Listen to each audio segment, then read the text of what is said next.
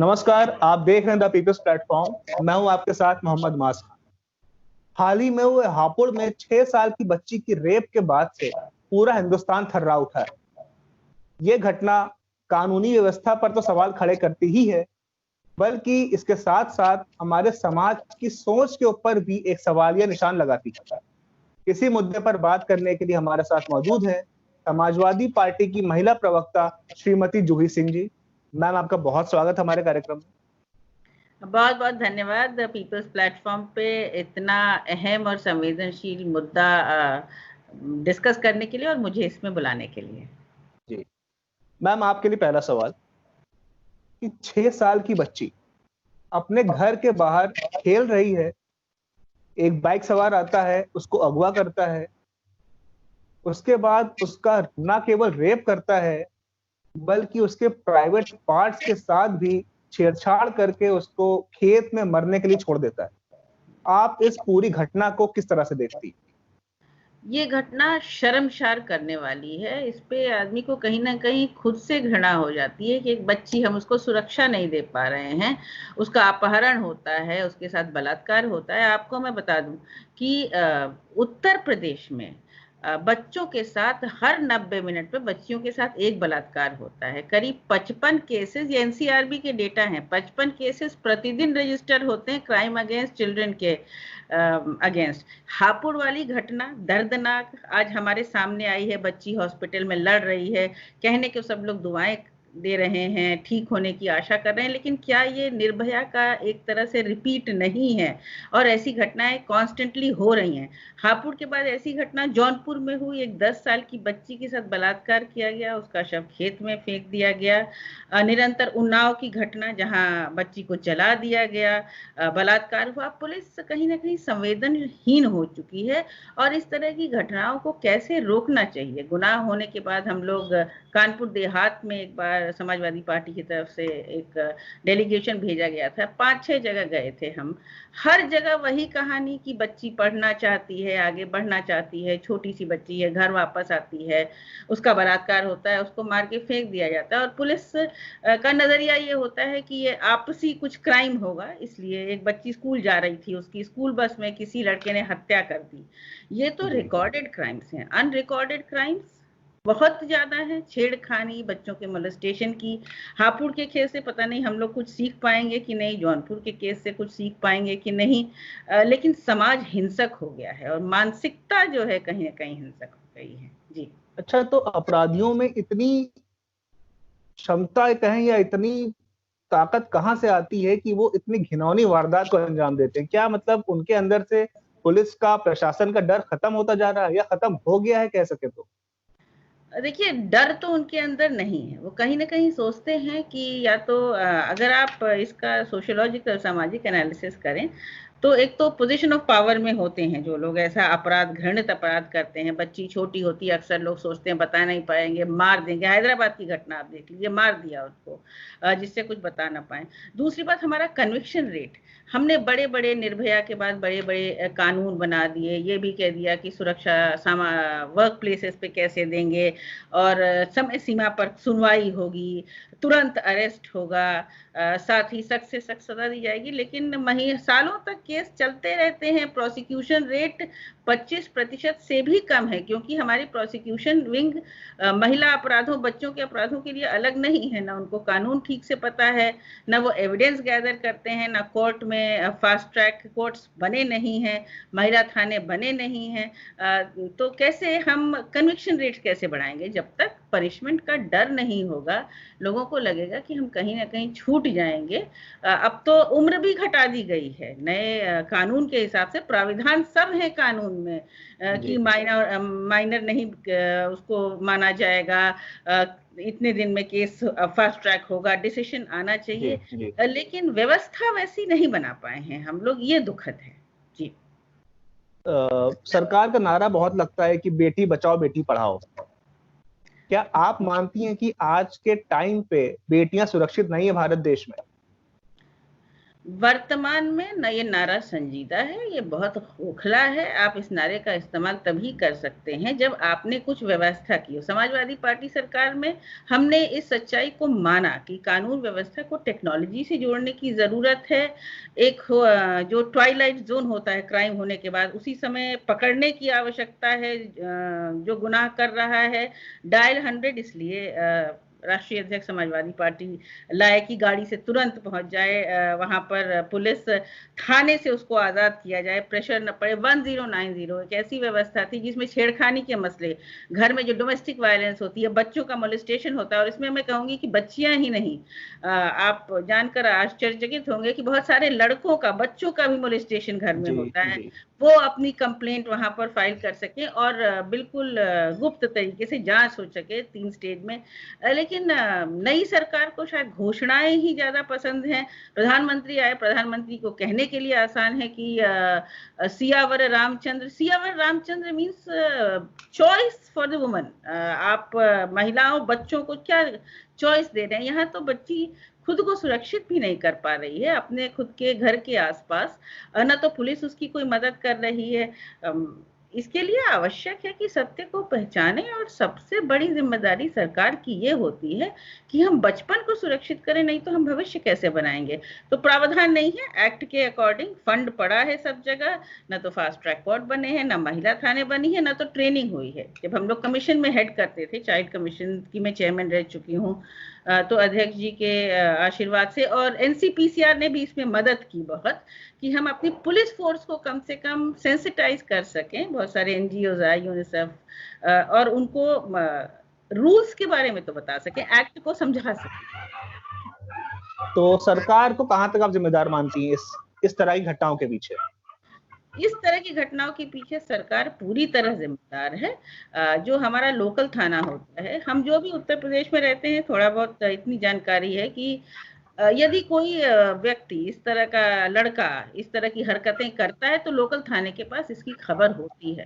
लेकिन हमने अक्सर ऐसा देखा है, जब घटना पे अंजाम हो जाता है तब थाने में लोग आते हैं और वो अरेस्ट करते हैं और उनको ले जाते हैं, फिर वो छूट जाते हैं। बच्चियों का जलाना, एसिड अटैक्स बढ़ रहे हैं। एसिड कैसे अवेलेबल है अभी भी? बलात्कार, हापुड़ की बच्ची की जिम्मेदारी कौन लेगा? वो तो खेलने गई थी, वो तो सुरक्षित समझकर खेलने गई थी। यदि कोई ऐसा शोहदा या गुंडा वहां पर था, तो उस इलाके में लोकल थाना पुलिस को कैसे खबर नहीं थी? एक प्रोफाइलिंग होती है पूरे एरिया की, और अब तो आपके पास टेक्नोलॉजी अवेलेबल है, आपके पास कंप्लेंट ऐसे कई बार हुई कि बच्चियों ने कंप्लेंट की भी, तब भी संज्ञान में नहीं लिया गया कि नहीं, मामला आपस में। हम लोग उन्ना कानपुर देहात में एक जगह गए थे, जहां पर फैमिली ने बताया कि हाँ वो आता जाता था, लेकिन हमने कंप्लेंट की थी पुलिस में, पुलिस ने नहीं सुना। तो ये सब तो संवेदनहीनता है, और ये क्राइम्स ऐसी हैं कि जिनको बहुत ही गंभीरता से टैकल करना पड़ेगा। जी। तो मैम, समाजवादी पार्टी के क्या टैक्टिक्स हैं या क्या टेक्निक्स हैं इस चीज से निपटने के लिए? समाजवादी पार्टी ने पहले तो जैसा मैंने बताया कि रिकॉग्नाइज किया कि ये एक कठिनाई है, और ये जो crime against women and children है, ये हमारे समाज के उस वर्ग के साथ होती हैं जो बोल नहीं पाते, अपनी आवाज उठा नहीं पाते, उनसे बात करना मुश्किल होता है। कई बार प्रेशर, फैमिली प्रेशर। देखिए उत्तर प्रदेश में चाइल्ड मैरिजेस भी बहुत हो रही हैं, वो भी एक तरह का हम बलात्कार ही मानेंगे कि छोटी सी बच्ची। 1090 इसके लिए पहला कदम था, जिसमें घर में जो महिलाएं हैं, वो बहुत हद तक, आपको आश्चर्य होगा कि जो घरेलू महिलाएं थी, वो फोन करके बताती थी कि हमारे साथ छेड़खानी हो रही है, हमारे साथ घर में ऐसा हो रहा है, और एक स्टेज पूरा बनाया। दूसरी बार उसको हम ले गए 100 नंबर पे, जो अब 112 बना दिया गया है, जिसमें त्वरित रिस्पांस। आपको थाने से अगर न्याय नहीं मिल रहा है, आप वहां फोन करिएगा, गाड़ियां लाई गई तो गाड़ियां तुरंत वहां पहुंचेंगी, और 100 नंबर रिस्पांस दे रहा है, देता था। लोग डरते भी थे कि कहीं ना कहीं थाने से हम आजाद हो गए हैं और हमारी कंप्लेंट सुनी जाएगी। टेक्नोलॉजी को जोड़ना बहुत जरूरी, और हमारा अभियोजन पक्ष, जब पुलिस पकड़ लेती है, अगर पुलिस की तरफ से कोताही हो तो जरूर एक्शन हो।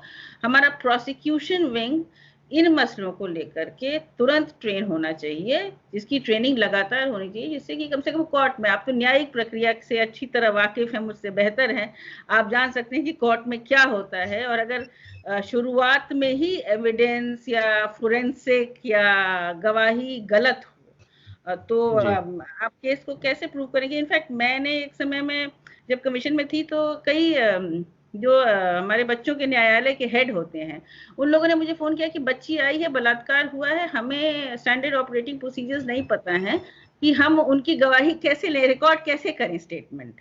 तो एक स्टेटमेंट रिकॉर्डिंग के जो स्टैंडर्ड ऑपरेटिंग प्रोसीजर्स हैं वो भी हमारे जमीन पर नहीं पता है, हमारी चाइल्ड वेलफेयर कमिटीज को कैसे ले जाने हैं।